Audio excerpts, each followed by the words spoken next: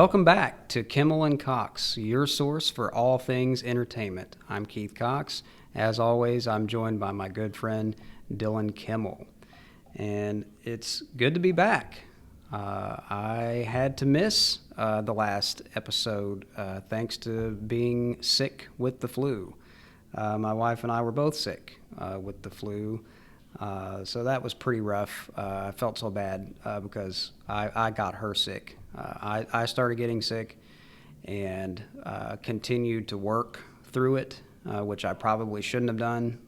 I think it kind of made my symptoms worse, and I was like coughing and everything, and just kind of putting that out in the air, and before I knew it, Cynthia was sick too. So, but we got through it, and kudos to Dylan for keeping the podcast going in my absence. Really appreciate that. Of course. It was a little different than what we're normally used to, but we made it work, and we still managed to get both of our opinions in there. I had to send you my notes via text. It's not the Kimmel Show. It's Kimmel and Cox. So yeah, your voice had to be heard on that one. But our apologies too for not having an episode last week. Just wanted to mention that. Again, that was totally my fault. We had a scheduling conflict. We had a space reserved to be able to record the podcast, and I totally forgot that I had an appointment that day at the same time, and I forgot to put that appointment on my calendar, and so it totally got everything screwed up. But we promise to do our very best not to do that again, because we've committed ourselves to putting out a new episode every week, and that's what we want to do. So going forward, we shouldn't have to worry about that. Certain things could come up and everything, but yeah. But it's certainly one thing that we try to strive for is to just be, consistent. Yeah. We want everyone, our viewers and listeners, to be able to count on that every week. And so in the future, if we run into anything like that, we will do our best to let you guys know ahead of time that we're not going to be having an episode that week, or if we have to take a break or whatever. But otherwise, we're going to try to keep trucking along and keeping this thing going. So today's episode, we are going to be reviewing the Indiana Jones franchise, which I'm looking forward to. Definitely a classic set of films from Steven Spielberg, the master. But before we get into that, I just want to remind everyone to be sure and follow us on our socials. We are on TikTok, Twitter, and of course right here on YouTube. I misspoke before in saying that we were on Facebook and Instagram, which we are not. Facebook is being kind of stupid right now. I've kind of been away from it for a while, so they've made some changes since I was last on Facebook. They make it a little bit more difficult now to have a professional page. You have to have a personal account. You have to have a regular account in order to have a business page, which is ridiculous. I think you should just be able to create, a professional page, and and that just be it. And so we ran into some difficulties there. We tried to create another account to be able to make that business page, and Facebook, I guess, thought that we weren't a real person or whatever, and so they ended up suspending the account, and now it's like permanently disabled. So, So I guess Facebook and Instagram are out of the question for right now, until we can maybe come up with some other kind of solution on that. But that's all right. You can still follow us on Twitter and still got TikTok and Twitter, YouTube. You can also listen to us on Spotify, Amazon Music, Anchor, and RSS.com. So that's five different places where you can catch our podcast. So I feel like you have no excuse. You have plenty of places to listen to us or watch us. Listen to us everywhere. I mean, there's nobody on this planet that doesn't have like Amazon or, one of those. There's like 5. Yeah, someone has those. So you definitely have a lot of sources there, and we do have those links for you down below in the video's description. So be sure to check those links out, and more importantly, be sure to subscribe, like, and share because that is the thing that's going to help us out the most with this podcast. Is building up a following, and we definitely appreciate and need your support, and let us know what you think. We're just getting started with this, but we would really love to hear your feedback and just to know what you think of the podcast so far. Is there anything in particular that you would like to hear us discuss on the show? Anything that we could improve upon on? Absolutely. So yeah, honest feedback is always appreciated and welcomed, and you can leave us your comments and questions too. If you we always try to let everybody know ahead of time what we're going to be discussing each week. So if you have any comments or questions about that particular topic, then be sure to leave those questions either on our socials or comment on the video, on YouTube, and we'll try to look at those and maybe even try to answer some of your questions as we record the podcast. So be sure to do that, and that way you guys can get involved in the discussion too. But without further ado, let's get into Indiana Jones, a franchise that has been around for almost as long as I've been alive. It has been around for 41 years. It certainly is one franchise that you thought might have died at one point, and then several decades later to come out with a sequel, and then another decade later, another sequel coming out here soon. Just kept going. Yeah, it is relevant certainly to be talking about this now because there is another movie coming out. I think it's slated for June 30th of next year. And it's the only one in the franchise not directed by Steven Spielberg. Yeah, I thought that was an interesting choice there. I'm sure he's still involved. I'm sure he's still producing it. Yeah, he's definitely still involved. He just handed over the reins to another director named James Mangold. Which I don't know if you've seen any of his movies. He directed there's only 2. I mean, I know there's more, but the only 2 that I can think of are comic book ones. The Wolverine and Logan. So. Actually, you were talking about that in the last episode. You mentioned that he was going to be directing that. Oh yeah. He directed another movie that I had seen and I had forgotten about. I didn't realize that he had directed it, but Copland with Sylvester Stallone. Oh wow! Which is actually a really good movie. I've not seen it. I've heard of it, but I've not seen it. No. Yeah, he directed that as well. So he has a pretty long history in Hollywood too, because that movie came out in I think '97. So that goes pretty far back. But it'll be interesting to see his take on the character and what he does with that. Yeah, and that's I did misspoke when I announced the title of that movie on that last right. I think I caught it you said- afterwards, and I was like, "Oh crap! No! That's not the right title. That's not the title at I all." think the first time, I think you said Indiana Jones and the Dial of Time, but it's actually Indiana Jones and the Dial of Destiny. Dial of Destiny, which is funny because I recorded that before. I mean, I recorded that episode beforehand several times over, and I actually got the title right the first few times, and the one that's actually up is the one where I screwed up the name. I didn't catch it afterwards. It's all right. It happens. Yeah.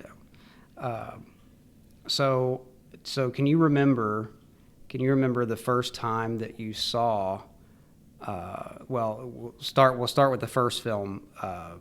Raiders of the Lost Ark, which was released June 12th, 1981. I have to tell you the truth. The first Indiana Jones movie that I saw was not the first one. Okay, I wondered that. I wondered if you actually saw the first film. The first one I saw, it was actually in class. It was English class, and honestly, it was. I'd never seen an Indiana Jones movie before. I was probably in it was in middle school, or for some people that don't know that's also junior high, basically. Yeah, it used to be junior high. I say that like some person out there. Well, there might be someone that's slow and doesn't know it, but anyways, I was in English, and the teacher had put on the movie. We were going to write an essay on the movie or whatever, and I watched it. It was The Last Crusade. Okay. And I can tell you that all my English classes, I've only ever gotten like maybe a B or a C in, probably because I wasn't trying so hard, because once I did the essay for the Indiana Jones and Last Crusade, it was an A+. Because when the paper was sent in, I'm sad that I don't have that paper. I would probably have that out right now and read that entire essay. It'd be interesting to see your go back and look at your perspective as a kid on that movie compared to now, yeah. And it was definitely one of those. I mean, I guess that's what Steven Spielberg has, that effect on so many young people, or film aficionados or whatever. But it had such a huge impact, me watching that one Indiana Jones movie. And then I was hooked. And then I went to Raiders of the Lost Ark and Temple of Doom.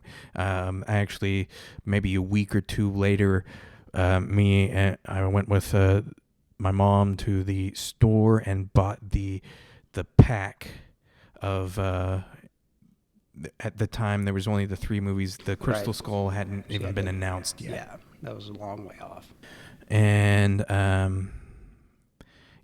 Crystal Skull didn't come out until I was in high school. But then that kicked off the whole watching all those. So Raiders of the Lost Ark, honestly, because Last Crusade was my first introduction to Indiana Jones, I cannot say that Raiders of the Lost Ark is my most favorite, because the first one I saw, but not to say that Raiders of the Lost Ark isn't like really good, because honestly, afterward, I don't know if you're one of those people that after you see a movie, you actually go out and get the novelization and then just read the novel. I haven't done that.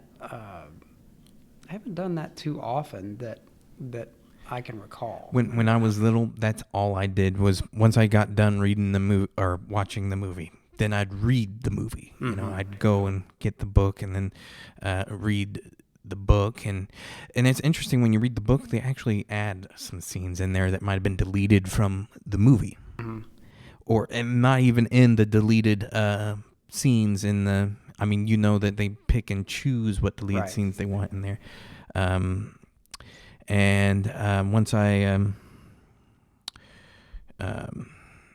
Once I had read the book, You know, reading the book is like a whole new experience. So I guess I kind of ate up all Indiana Jones stuff. Even wanted the little journal in Last Crusade that he had. Yeah, right. But back to Raiders of the Lost Ark, because I keep on going. But Raiders of the Lost Ark, I do remember just seeing that, and there's some really good stuff in there, honestly. I'm thinking on the different scenes, the villains in that one. The villains in that one were probably the most memorable out of all of them. Yeah, I think so. I think they were more. They were definitely more sadistic and menacing. I feel like with the sort of the like torture and interrogation and stuff like that. Yeah. They were definitely more more vibrant, more I don't want to say cartoony, but they were kind of cartoony in a way.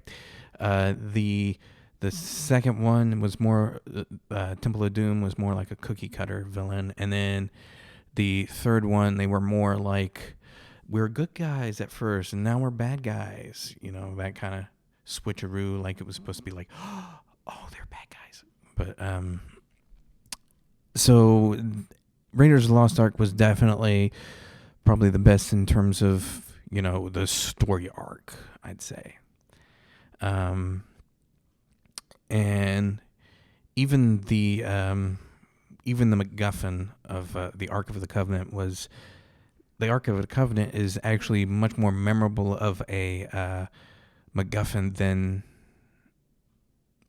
all of them, really, of the entire franchise. I can't think of, when I think of Indiana Jones, I do think of that arc far more than I do the sacred stones. And when you think about archaeology and just the study of those things, it's like, it doesn't get any more historical than something like the Ark of the Covenant, going back to biblical times and the significance of that, and I thought that was such a powerful thing that at the end, that when they finally found it, that just the with the spiritual aspect of everything, that like this, there was so much power surrounding this artifact that it's like you couldn't even look into the light or anything. It was like it would basically kill you. It was so, because it was blessed by God. It wasn't meant to be seen or handled by anybody here, anybody on Earth. Someone had brought up, I remember watching this one video, and it's a very interesting thing.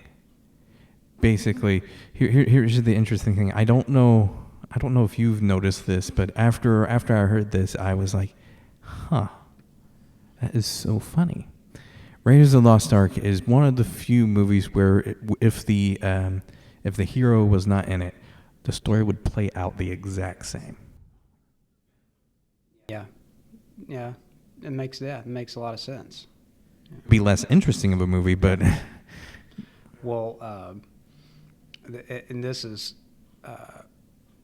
common knowledge now, but I didn't know if you remembered that Harrison Ford was not actually the original actor considered to star as Indiana Jones. It was Tom Selleck. Yeah, Tom Selleck. I actually remember watching the special features, and there was actually the screen test. Yeah. And I remember why it was Tom Selleck too. I believe it was George Lucas that said that he didn't want Harrison Ford to be in all of his movies. He didn't want, because he had already been in American Graffiti and Star Wars, 2 of the Star Wars films, and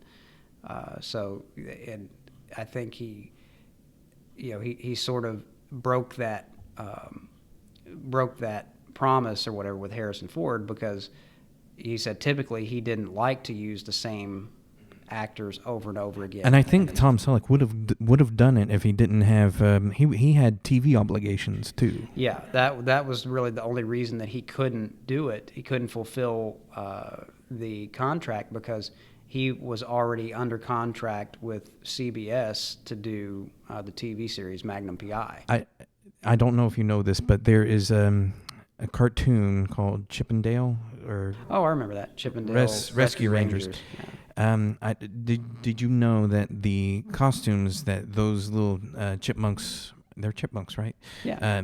What they wear is actually modeled after Tom Selleck's character in that TV show, and Harrison Ford's Indiana Jones.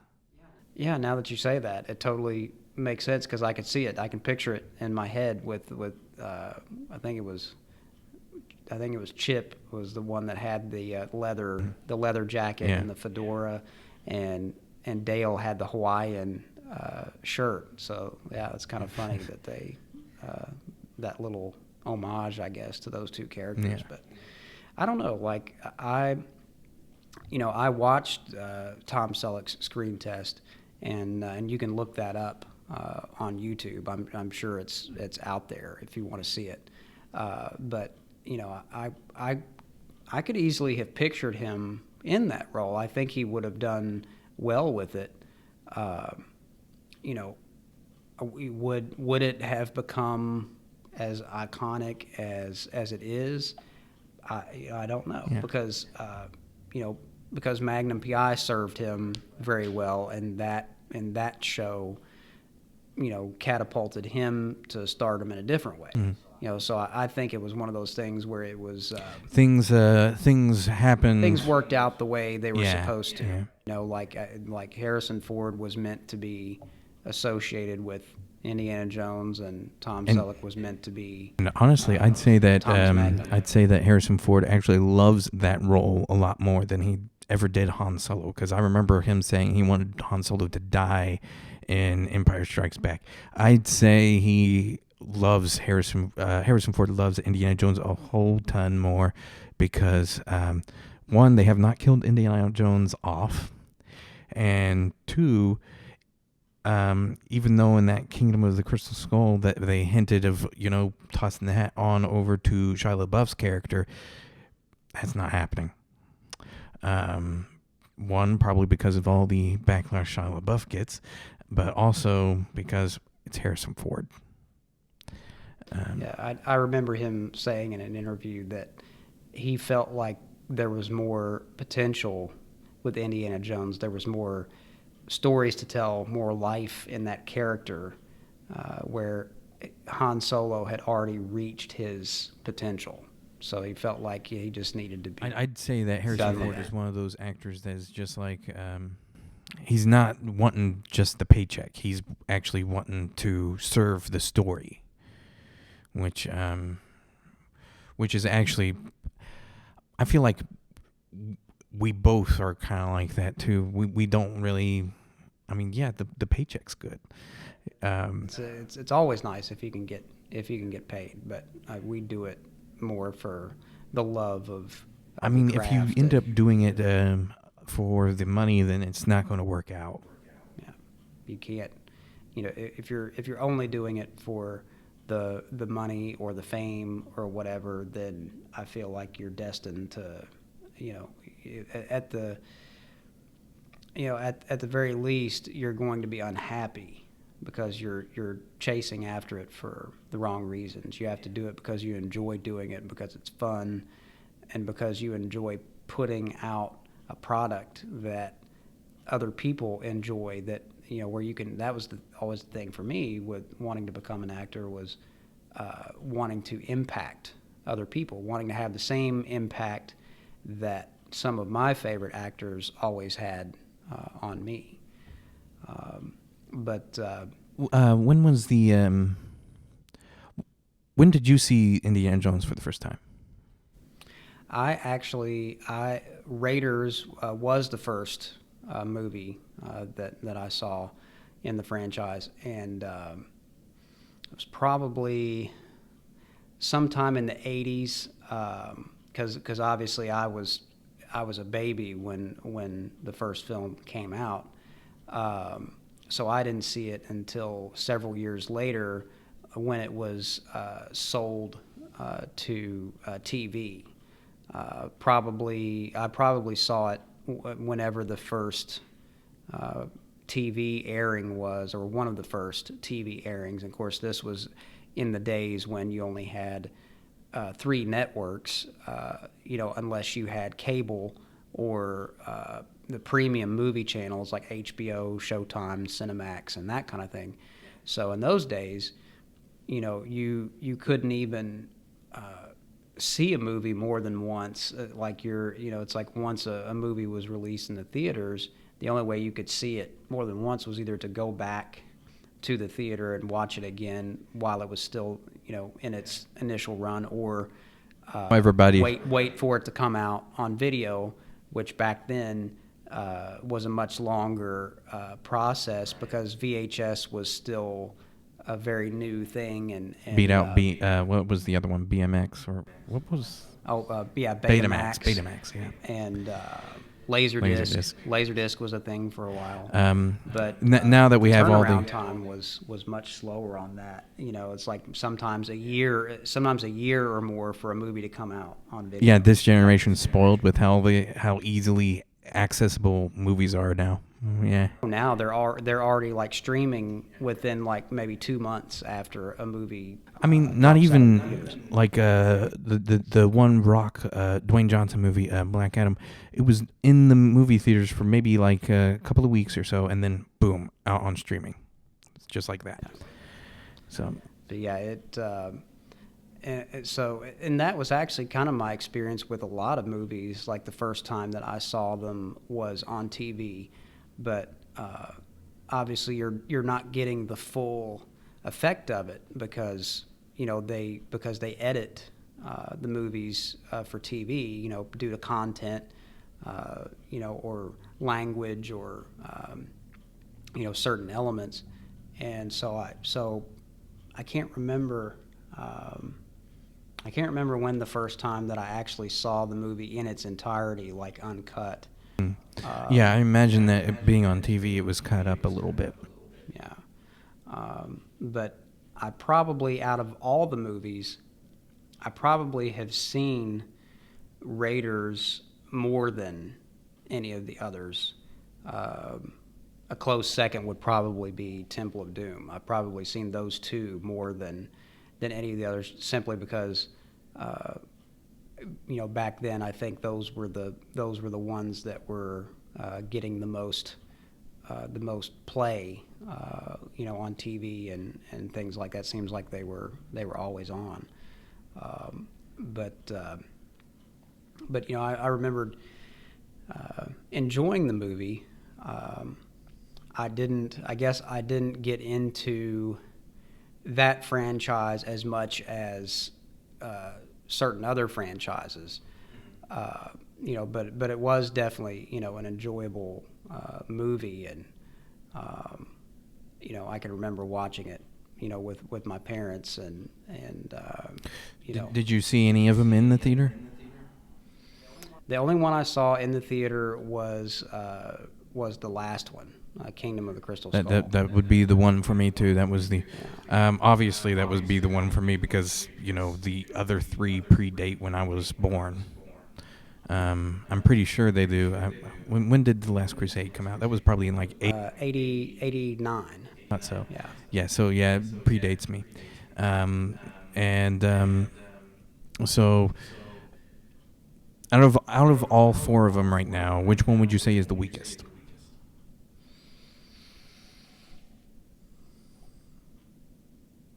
Probably.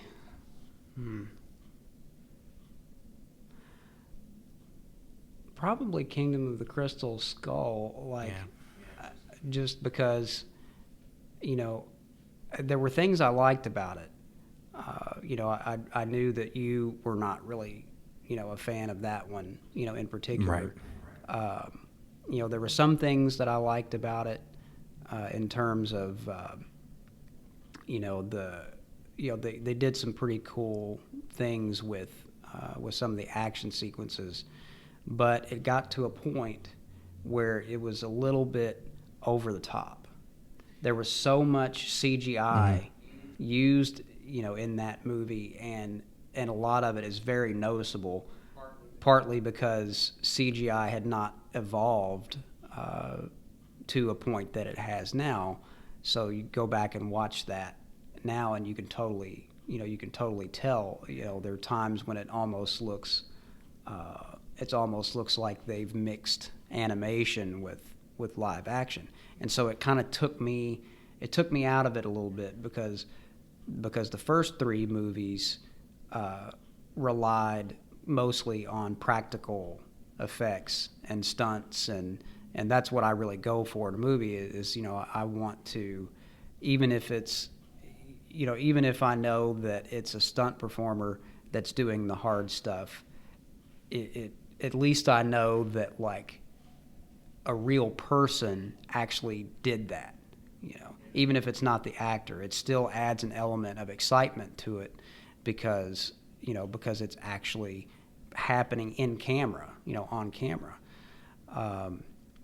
So that was my biggest problem with the last movie. I think they tried to, obviously they wanted to appeal to a modern audience and what they felt like they wanted to see, but it kind of bordered on ridiculous a little bit at times, because there had been such a gap between Last Crusade and Kingdom of the Crystal Skull. There was 19 years between those movies. So Harrison Ford obviously had aged a lot between movies, and I think they wanted to maintain that sense of heroism and adventure and everything, but you're looking at the stuff they're doing, and you're no way. Yeah. So yeah, I think that one is probably the weakest. With his advancement in age, are you kind of worried about the new one?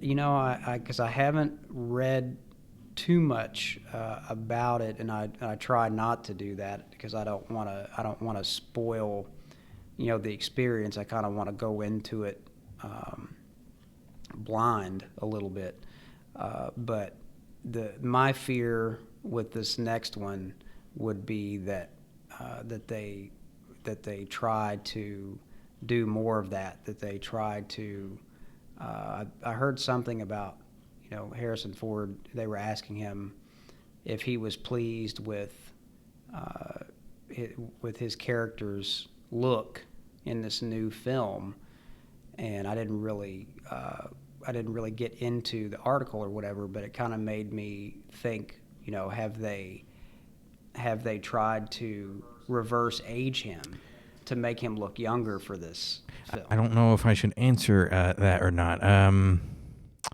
Because like you said, you don't want to spoil anything or anything. So I'm not for sure if I should answer, but I do know the answer to that. So I feel like if they do something like that, it's going to cheapen it. Now if it's a time travel sort of thing where he's actually going back, supposed to be going back into time when his character was younger, then it makes sense to do that. Well, based on what I've been reading, because I have read, it is set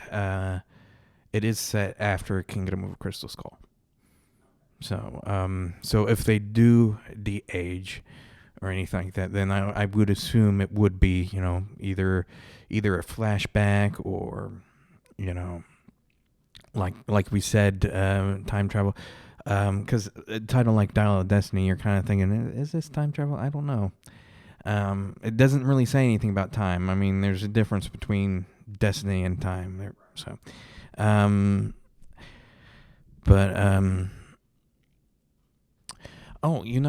there is one thing. We haven't really talked about Temple of Doom really all that much. Temple of Doom is a very interesting movie. I mean, it's not one of my favorites, but it's a very interesting one in the fact that it is the reason why we have the PG-13 rating. Oh, yeah. I didn't realize that that was the movie that introduced that. Yes. That rating. Yeah, it was definitely the one that did it. Because I was watching. I learned that from watching the special features, because I don't know if once you got a DVD, you'd watch the special features of every single movie or anything. Have you? Yeah, I've always been interested in that stuff. So if there's bonus content, I always watch it. Well, and that I do believe it. I don't remember who it was that said it. I don't remember if it was Steven Spielberg or George Lucas or who, but one of them said that they had received word, once the movie was out or anything like that, because the movie's rated PG. And family would go see it, and then they'd be horrified because of the dark scenes of him ripping the guy's heart out and all that stuff. And they were like, no, this movie should be rated R, And as I recall, Steven Spielberg went to the studio, the head office or whatever, and said to them, can we have something in the middle between PG and R? Because I don't feel like this is an R-rated movie.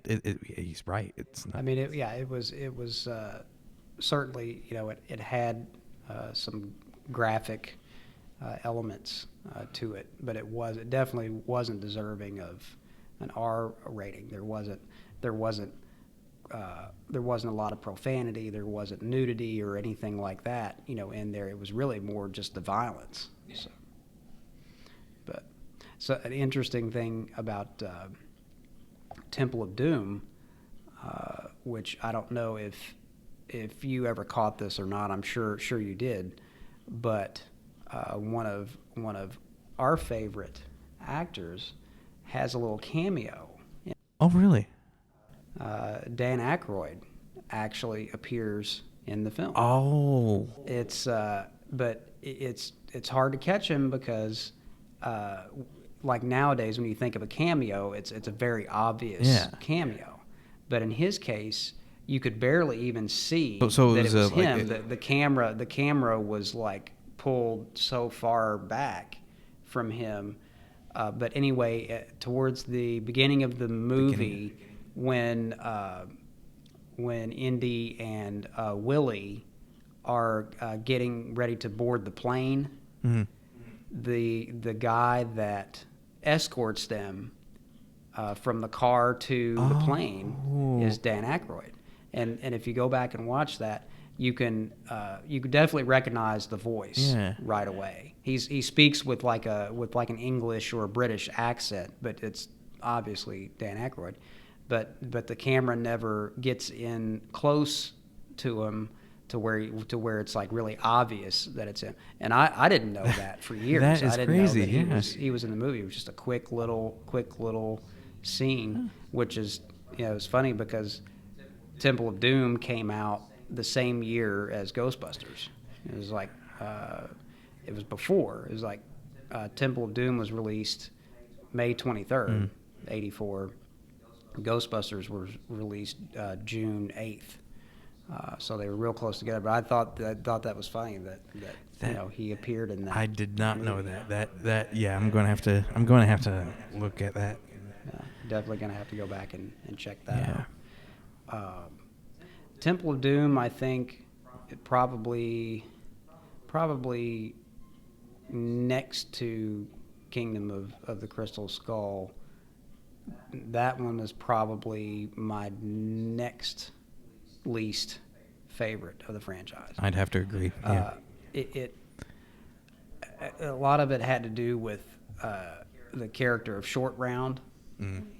Like I don't know why, but I thought that kid was annoying. Like I honestly, I found like both of his companions were annoying. Honestly. Yeah, Willie was she was a different sort of character Yeah. than Marion, in Raiders. Like Like she was a little bit more. Marion was more was definitely one that wasn't a damsel in distress. Right. She, She was tough. yeah. She could hold her Hmm. own. Willie was definitely more of that traditional damsel in distress. Like where she was afraid. She was afraid of everything. Hmm. She screamed at every little thing. Yeah, that got And really annoying. so I'm he. thinking of that one scene in Indiana Jones in the Temple of Doom when the walls are coming down and everything. I just see Harrison Ford's like, we are going to die. Yeah, it's great. It's like, And I'd feel like I'd be. hurry up! It's like just do it. I feel like I'd be just as Oh yeah, it'd be just as Yeah. frustrated if you're in that situation. It's like, okay, I get it.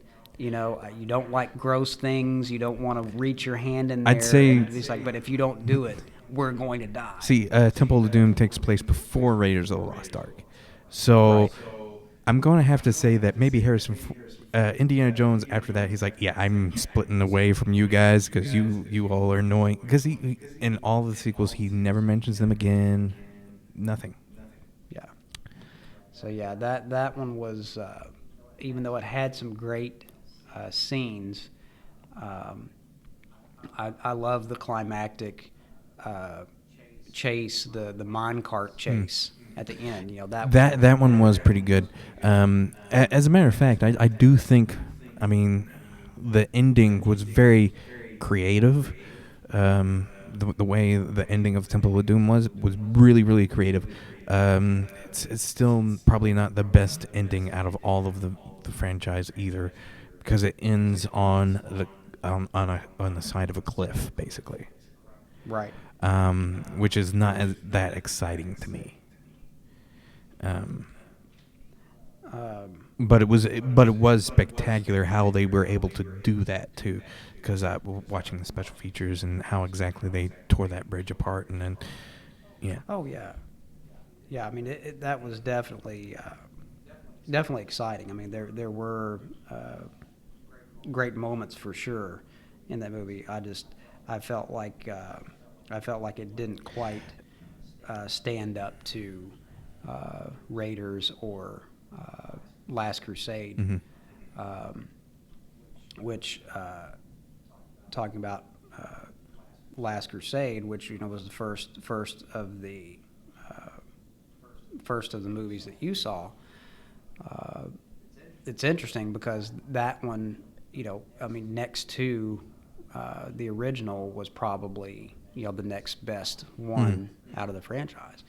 And It's very and now I could have seen that one in the theaters because it came out in 1989, so I was like 8 years old. No. And Could have. So you didn't.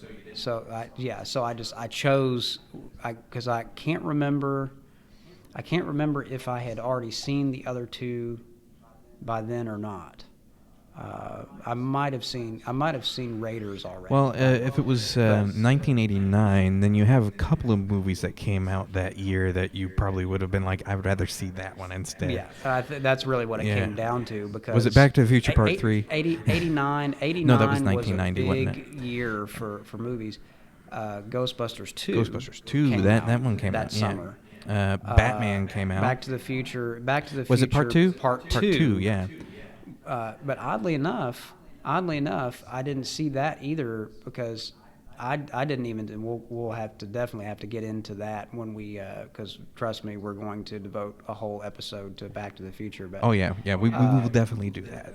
but I actually didn't see any of the Back to the Future films until until all three of them had already been out. I think it was in sometime in 1990 when I saw the first Back to the Future, even though it was already 5 years old at that point. The third movie had come out that same year, but I guess it was just at the time I was more into like Ghostbusters was the big thing for me. Yeah. Batman also came out that summer. So movies like Indiana Jones and the Last Crusade sort of got, like, I feel like everybody kind of has their certain franchises that they really tend to, to gravitate towards, and even though I enjoyed the Indiana Jones films, it wasn't one of my it wasn't one of my top. It wasn't on your radar. So it was more of a choice of, like, I just chose not to see that at that time. It's more of those movies that you were probably thinking, that looks pretty good. I'll watch it when I don't have anything else to watch. Yeah. It's like I came to appreciate them more later, I think, as opposed to when I was a kid.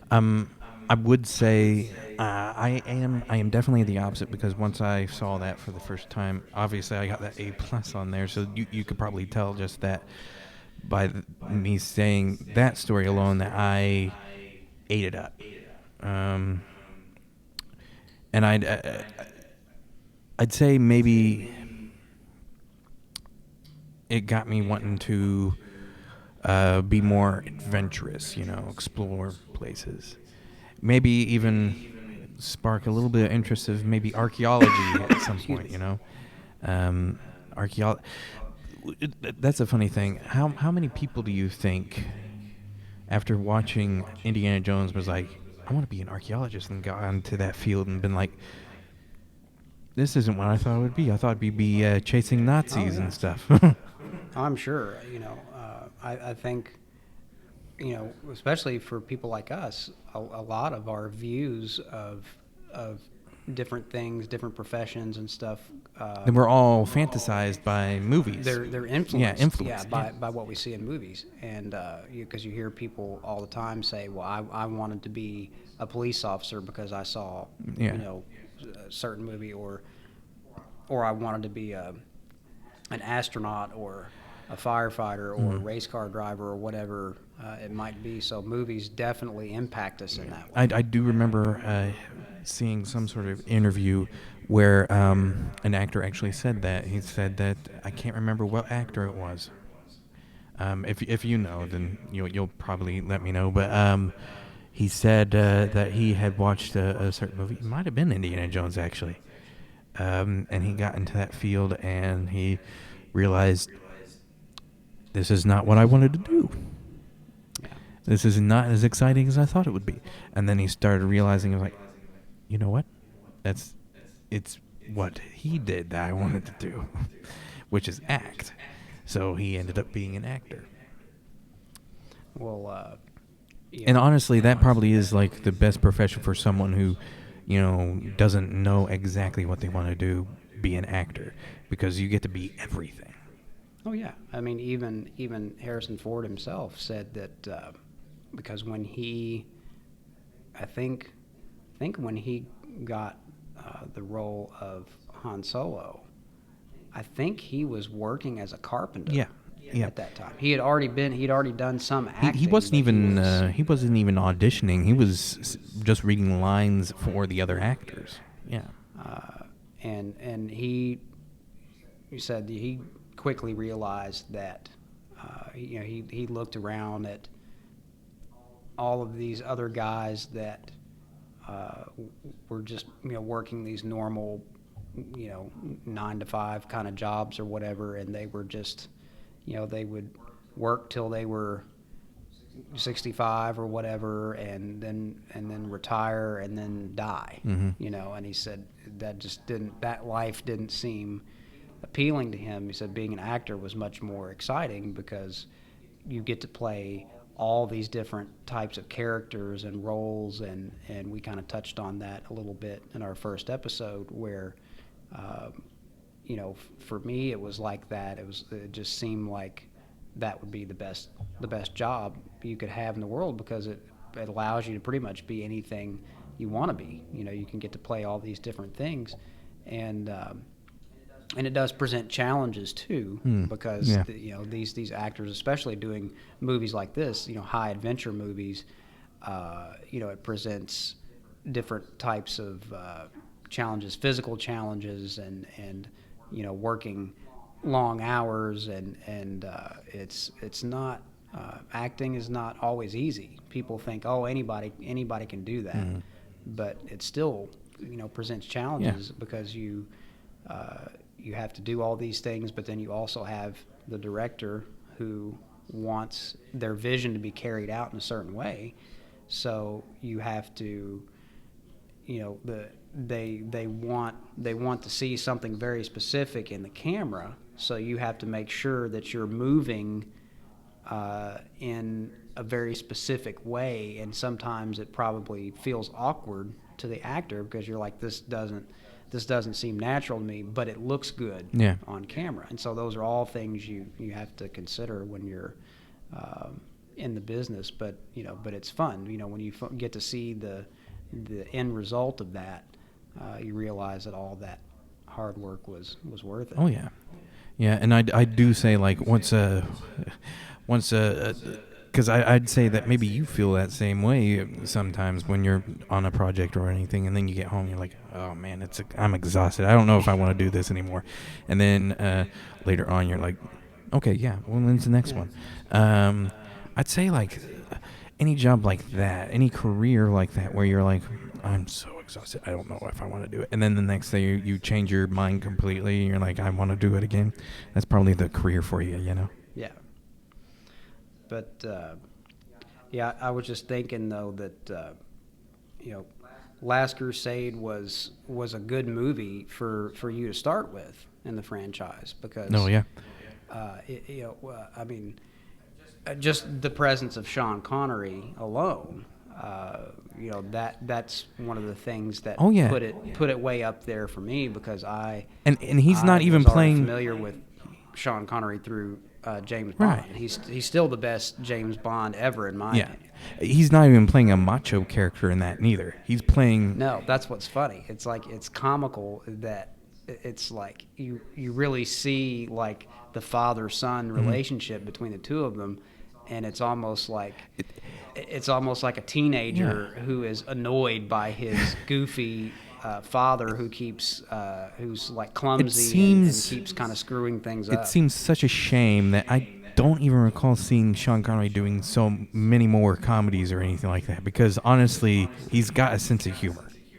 I mean, you can see it in that. Yeah, you could really see it in that movie in particular. I can't recall him doing very many comedies in his career. I think one of his earliest films before he did Dr. No, which was the first James Bond film, he did a Disney film called Darby O'Gill and the Little People, which I haven't seen, but I guess it was a comedy. I've seen the posters for it and everything. I'm scrolling through like whatever Disney website I was on. I've not seen it either, but I've seen the advertisements. Yeah. But yeah, he definitely has a knack for comedy too. I would say that his Henry Jones Sr. is probably one of my favorite father characters in a movie. Just because of how humble he can be, and he has a sense of integrity, you can't really... And the humor between them, Indiana Jones and his dad, is also very funny. Because just the one scene where Indy's like gunning down all these Nazis, and then his father's like, I can't believe what you did. Look what you did. Look what you did. And honestly, I would have loved to seen even more sequels with just Indiana Jones and his dad. Oh yeah. I feel like there will that will, but then again, maybe that's the beauty of, because if you outplay something, then it just becomes stale, So maybe that's the beauty that they only did one with him. Yeah. Because you had other characters that did return in the other movies. I thought it was interesting that because a lot of sequels try to put every character they try to have all of the same characters come back for every movie. Oh yeah. But with Indiana Jones, they didn't really do No, that. the only- there were yeah. there were gaps like Yeah. Which honestly, well- that seems more like real life too. You don't really stay.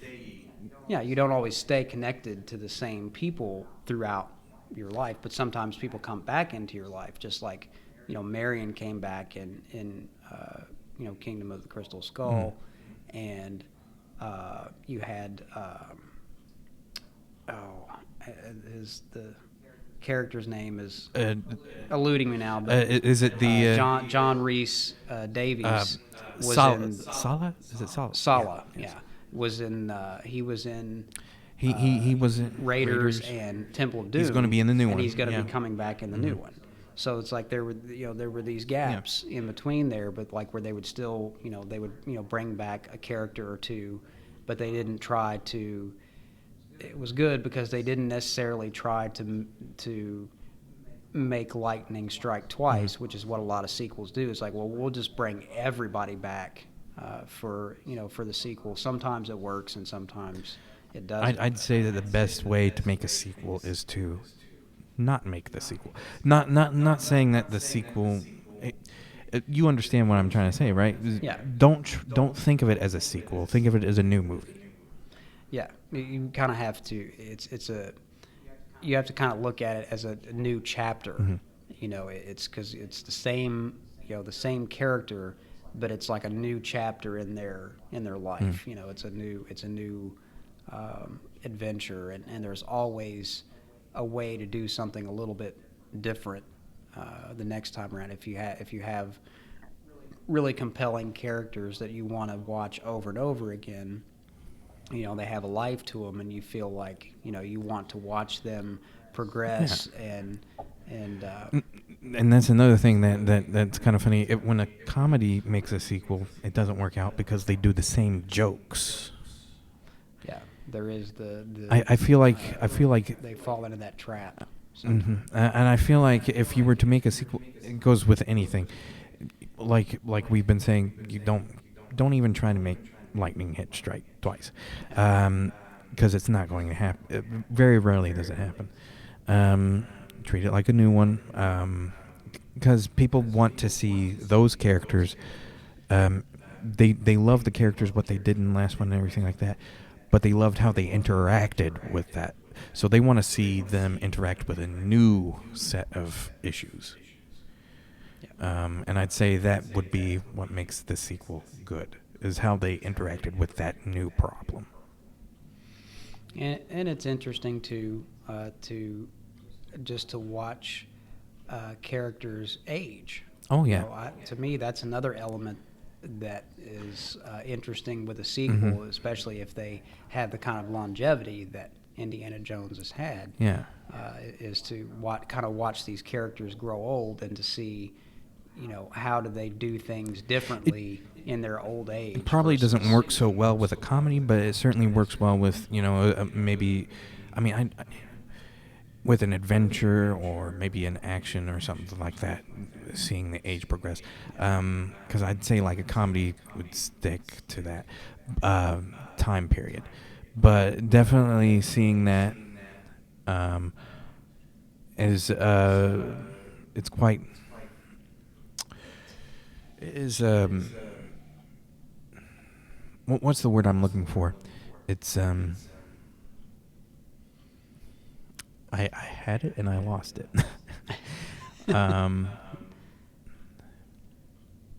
Well, it'll come to me afterwards, but But I know, I know what you're trying to say there. yeah. But hopefully this new movie will not disappoint, and I personally I hope it does not go the way of Kingdom of the Crystal Skull. I hope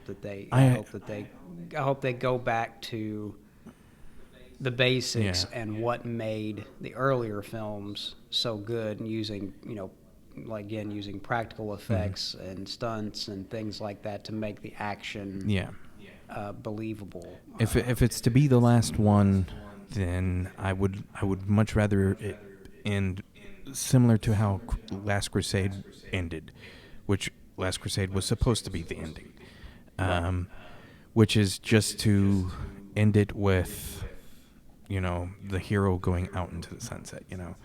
like perfect. Yeah.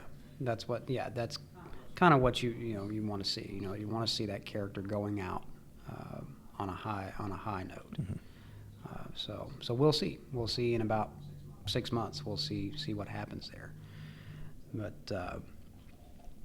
But we are just about out of time.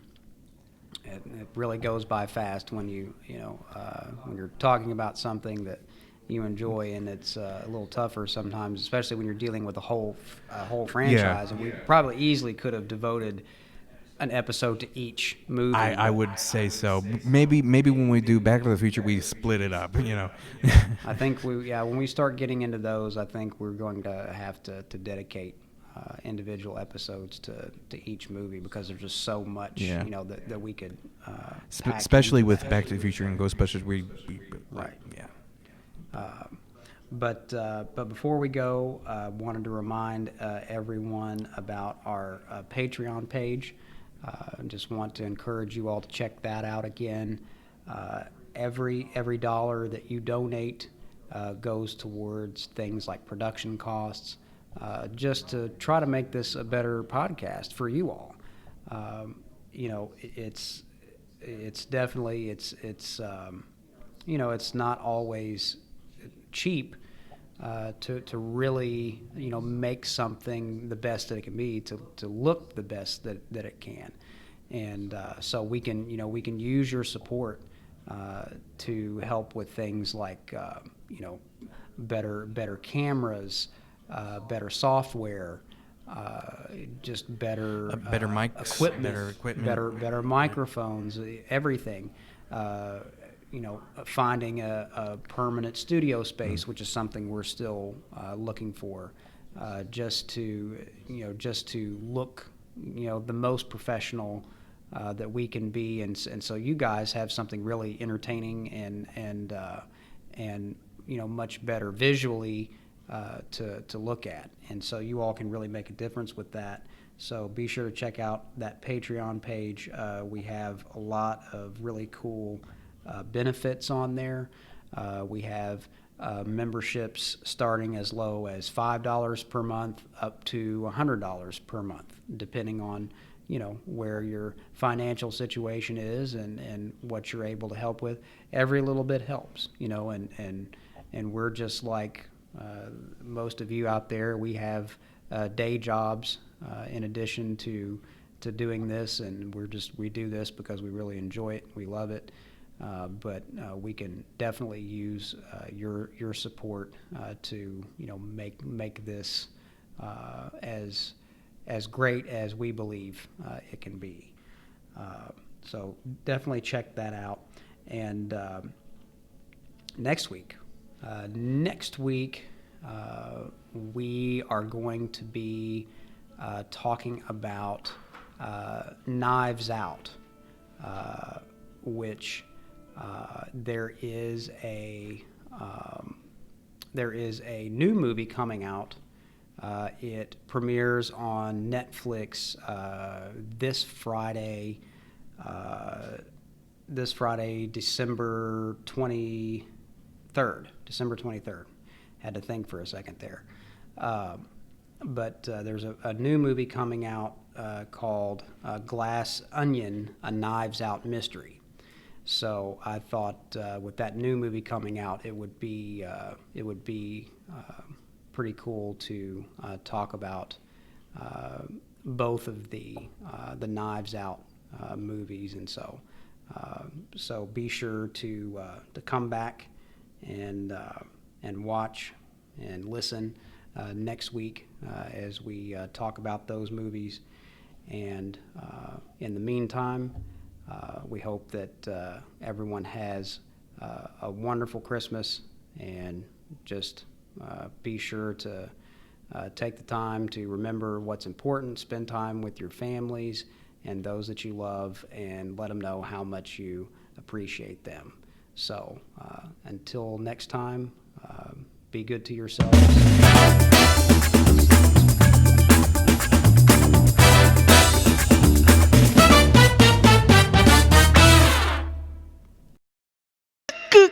You dipstick.